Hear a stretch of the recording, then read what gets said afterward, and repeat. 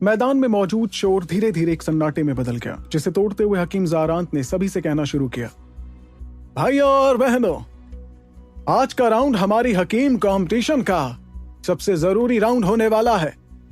इस राउंड को जो भी हकीम जीतेगा वही होगा हमारी इस बार की हकीम कंपटीशन का विनर। इसलिए मैं सभी हकीमों से कहना चाहूंगा कि वो इस राउंड में अपनी जी जान लगा दे। वही हकीम ज़ारांत की बात सुनकर ऑडियंस में मौजूद लोग एक बार फिर से शोर करने लगे, लेकिन इस बार का शोर पिछली बार से भी ज्यादा तेज था और इसे सुनकर ध्रुव अपने कान रगड़ने लगा। ऐसा करके उसने अपनी नजरें किनारे पर खड़े जुमाका की तरफ की, जिसके चेहरे पर फिलहाल एक अजीब सी मुस्कुराहट दिखाई दे रही थी। तभी जुमाका ने ध्रुव की तरफ देखते हुए कहा, राउंड शुरू होने वाला है, हारने के लिए तैयार हो जा। वैसे तो शोर के चलते ध्रुव को उसकी आवाज सुनाई नहीं दी, लेकिन उसके बोलने के लहजे से ध्रुव की समझ में आ गया था कि आखिर वो कहना क्या चाह रहा है। दूसरी ओर हकीम ज़ारांत ने मैदान में शोर होता हुआ देख अपना हाथ ऊपर किया, जिससे कुछ ही पलों में वो शोर दोबारा शांति में बदल गया। फिर जैसे ही हकीम ज़ारांत ने शोर को गायब होते हुए देखा तो उन्होंने सभी को बताना शुरू किया, कंपटीशन के तीसरे और आखिरी राउंड के लिए एसोसिएशन आप सभी हकीमों की कोई मदद नहीं करेगा। इस राउंड में आप सभी को खुद की ही मदद लेनी होगी, यहां तक कि दवा के नुस्खे से लेकर जड़ी बूटियां इकट्ठा करने तक। अगर मैं आसान लफ्जों में कहूं तो इस राउंड में आपको एक असरदार दवा बनाने में कामयाब होना होगा, और वो भी दिए गए वक्त के अंदर। और जो हकीम राउंड खत्म होते होते सबसे असरदार दवा बनाने में कामयाब होगा वही होगा इस बार के हकीम कंपटीशन का विनर। वहीं मैदान में बने बड़े से मंच पर मौजूद हकीमों ने जब हकीम ज़ारांत के मुंह से ये बात सुनी तो उसमें से आधे से ज्यादा हकीम तो इस राउंड के बारे में जानकर दंग ही रह गए। फिर कुछ ऐसे हकीम भी थे जिनके चेहरे पर एक अजीब सी परेशानी दिखाई देने लगी, जिन्हें देखकर साफ पता लग रहा था कि उनके पास ना तो कोई ताकतवर नुस्खा था और ना ही कोई ताकतवर जड़ी बूटी। और वो तो इस बात को भी अच्छी तरह से समझ रहे थे कि इन दो चीजों का ना होना इस राउंड में उनके फेल होने की वजह बन सकती थी। देखा जाए तो वैसे ध्रुव को पहले से ही पता था कि इस राउंड में क्या होने वाला था, लेकिन फिर भी उसके चेहरे पर इस वक्त हैरानी के साथ साथ हल्की परेशानी भी थी, क्योंकि जाहिर सी बात है इस तरह के राउंड के बारे में सुनकर भी अगर कोई शांत रहता तो इसका मतलब दाल में जरूर कुछ ना कुछ तो काला था। यही सोचकर ध्रुव ने चेहरे पर हैरानी के साथ अपने आसपास नजरें घुमाई और तभी उसे देखा कि वैसे तो रेहान और राजकुमारी भूमि इस राउंड के बारे में सुनकर पहले पहले काफी हैरान थे, लेकिन फिर दोनों ने खुद को संभालते हुए अपने चेहरे पर से हैरानी को हटाया। ये देखकर ध्रुव ने मन ही मन खुद से कहा, इसका मतलब इन लोगों के पास जरूर कोई ना कोई ताकतवर नुस्खा है। इनके चेहरे देखकर तो ऐसा ही लगता है कि ये थोड़े हैरान जरूर हुए हैं, लेकिन इनके लिए ये कोई परेशानी की बात बिल्कुल नहीं थी।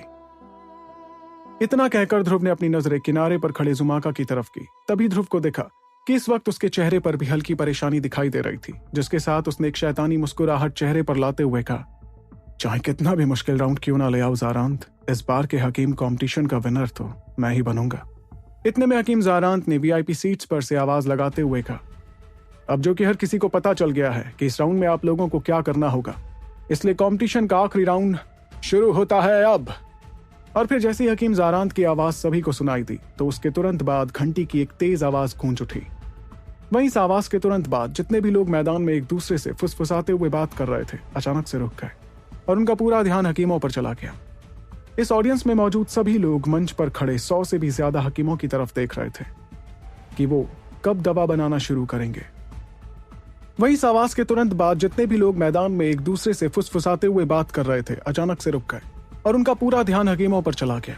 इस ऑडियंस में मौजूद सभी लोग मंच पर खड़े 100 से भी ज्यादा हकीमों की तरफ देख रहे थे कि वो कब दवा बनाना शुरू करेंगे, लेकिन हकीम ज़ारांत के ऐलान के बाद मंच पर मौजूद हकीमों ने तुरंत कुछ नहीं किया, बल्कि वो तो चुपचाप थोड़ी परेशानी में ये सोचने लगे कि आखिर वो कैसे इस राउंड को पार करेंगे। फिर ये शांति कुछ देर तक तो बरकरार रही, जिसके बाद रेहान और राजकुमारी भूमि ने इस सन्नाटे को तोड़ते हुए अपनी टेबल के करीब जाना शुरू किया। उसके बाद दोनों ने अपनी अंगूठी में से हरे और लाल रंग की कढ़ाइयों को बाहर निकाला और अपनी अपनी टेबल्स पर रख दी। वहीं उन कढ़ाइयों के टेबल्स पर रखे जाने की आवाज मंच पर मौजूद हर किसी को सुनाई दे गई, जिसमें ध्रुव भी शामिल था।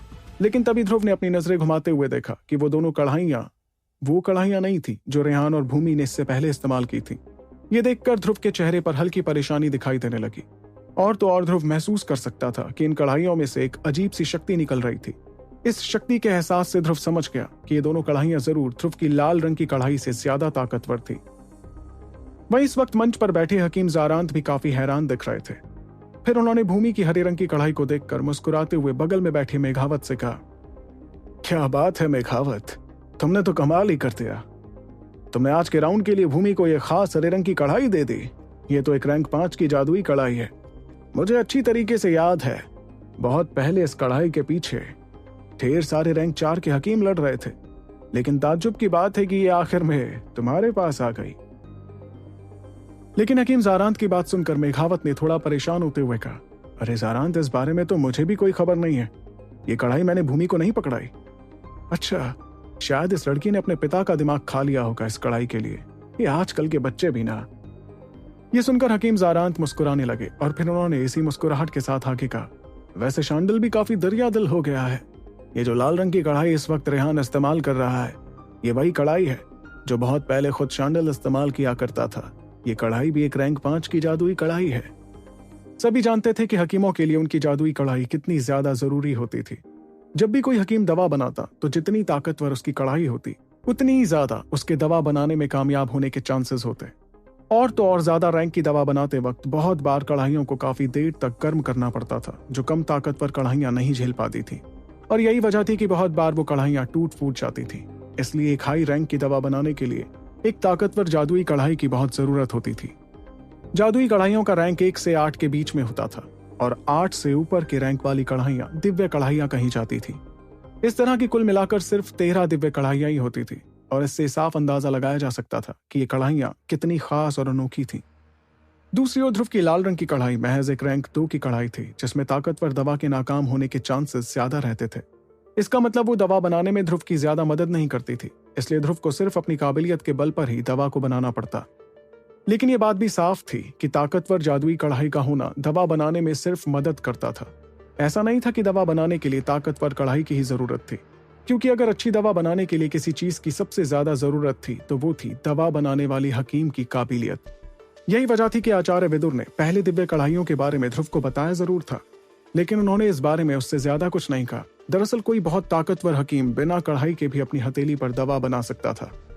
इतने में हकीम ज़ारांत ने मेघावत से आगे कहा, हाँ, ये वही लाल रंग की कढ़ाई है जो शांडिल ने तब इस्तेमाल की थी जब वो हकीम कॉम्पिटिशन जीता था। और क्योंकि उसने अपनी इस खास कढ़ाई को अपने शिष्य रेहान के हाथों में थमा दिया है, इसका मतलब शांडिल की रेहान से बहुत उम्मीदें हैं। इतने में युगराल ने अपना सिर हिलाते हुए गुरूर भरी मुस्कुराहट के साथ कहा, लेकिन बदकिस्मती से इस साल ये लड़का ध्रुपद भी आ गया है उसकी उम्मीदों पर पानी फेरने के लिए।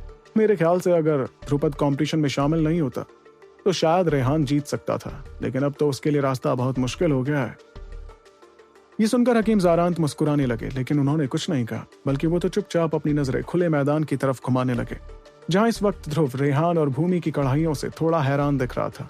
लेकिन इसके बावजूद आचार्य विदुर की सीख के बाद ध्रुव इस बात को समझ गया कि कढ़ाई सिर्फ एक बाहरी मदद होती थी। यही सोचते हुए ध्रुव ने तुरंत अपनी नजरें कढ़ाइयों पर से हटाते हुए अंगूठी से अपनी कढ़ाई बाहर निकालकर टेबल पर रखी। लेकिन ध्रुव की कढ़ाई बाहर निकलते ही बहुत से लोग हैरान हो गए। दरअसल उन लोगों ने सोचा था कि ध्रुव भी भूमि और रेहान की तरह अपनी सबसे ताकतवर कढ़ाई आखिरी राउंड के लिए निकालेगा, लेकिन दोनों की कढ़ाइयों के मुकाबले कमजोर दिखती कढ़ाई को देखकर लोगों को यकीन ही नहीं हुआ कि ध्रुव इतने जरूरी राउंड के लिए ऐसा खतरा उठाएगा। जाहिर सी बात है कि इस वक्त ध्रुव सभी को नजरअंदाज कर चुका था। फिर उसने अपनी आंखें बंद करते हुए एक गहरी सांस ली, जिसके बाद उसने अपनी अंगूठी में से ग्रीन लाइन स्पिल के लिए लगने वाली जड़ी बूटियां बाहर निकाली। फिर जैसे ही ध्रुव ने वो सारी जड़ी बूटियां टेबल पर रखी, तभी उसने खुद को संभालते हुए मन ही मन कहा, हाँ, मैं जानता हूं कि रैंक 4 की गोली को बनाना बहुत ज्यादा मुश्किल है, लेकिन मैं ये करके रहूंगा। इस दौरान ध्रुव ने देखा कि कैसे बहुत से हकीमों ने तो अब तक कढ़ाइयों में आग भी जला दी थी और वो इस वक्त जड़ी बूटी निकालने को तैयार हो रहे थे। लेकिन इस बात से ज्यादा ध्रुव परेशान नहीं हुआ और उसने खुद को समझाते हुए कहा, वैसे तो ये ग्रीन लाइन स्पेल एक रैंक 4 की गोली है, लेकिन मुझे लगता है कि जीतने के लिए मुझे इसमें कम से कम 2 लाइंस तो बनानी होगी, क्योंकि अगर इस गोली में सिर्फ एक ही लाइन रही तो इसका मतलब मेरे लिए ये कॉम्पिटिशन जीतना काफी मुश्किल हो जाएगा। इतने में अचानक ध्रुव को एक आवाज सुनाई दी और उसने तुरंत अपने बगल में नजर घुमा कर देखा। तभी उसे दिखा कि राजकुमारी भूमि के हाथ पर फिलहाल एक नीले रंग की आग जल रही थी, जो दिखने में पानी की तरह लग रही थी। ये देखकर ध्रुव ने हैरानी में खुद से सवाल किया, बाप रे बाप, ये किस तरह की रोशनी से निकली आग है? लेकिन ये देखने में तो काफी पहचानी सी लग रही है। कहाँ देखी है मैंने ऐसी आग? याद आया, ये तो मैंने राजघराने के निशान पर देखी थी, जो राजकुमारी की बग्घी पर बना हुआ था। इतना सोचते हुए ध्रुव को वो निशान अच्छी तरह से याद आ गया, जिसमें एक बहुत बड़ा और अनोखा जानवर बना हुआ था, जिसके शरीर से हूबहू ऐसी ही पीले रंग की आग निकल रही थी। कहा जाता है कि जब वुहान साम्राज्य ने राज करना शुरू किया था तब राजघराने के पास एक तिलस्मी जानवर था जो बहुत ही ज्यादा ताकतवर हुआ करता था। उस तिलस्मी जानवर ने राजघराने के लोगों की जान अनगिनत बार बचाई थी, लेकिन इस बात का कोई ठोस सबूत नहीं था और इसलिए इसे अफवाह माना जा सकता था। यही वजह थी कि बहुत से लोग इस बात पर यकीन ही नहीं करते थे, लेकिन ये वो लोग थे जिन्हें राजघराने के अंदर की कोई खबर नहीं थी। इस दौरान वीआईपी सीट्स पर बैठे हकीम ज़ारांत और युगराल के चेहरों पर हैरानी छा गई, जिसके साथ दोनों ने मेघावत से कहा, क्या मेघावत, ये तो नील समंदर की तिलस्मी रोशनी है ना? और दोनों को इस तरह हैरान होता देख मेघावत जोर जोर से हंसने लगा, लेकिन उन्होंने कोई जवाब नहीं दिया। वहीं उन्हें इस तरह हंसते देख हकीम ज़ारांत और युगराल को अपने सवाल का जवाब मिल गया और दोनों मजबूरी में मन ही मन सोचने लगे, इस लड़की की किस्मत कितनी अच्छी है कि ये राजघराने में पैदा हुई है। ये सोचते हुए वो दोनों एक दूसरे के चेहरों को देख रहे थे। वैसे देखा जाए तो नील समंदर की तिलस्मी रोशनी किसी दिव्य रोशनी की बराबरी नहीं कर सकती थी, लेकिन फिर भी वो तिलस्मी रोशनियों की सबसे ताकतवर रोशनियों में से एक थी।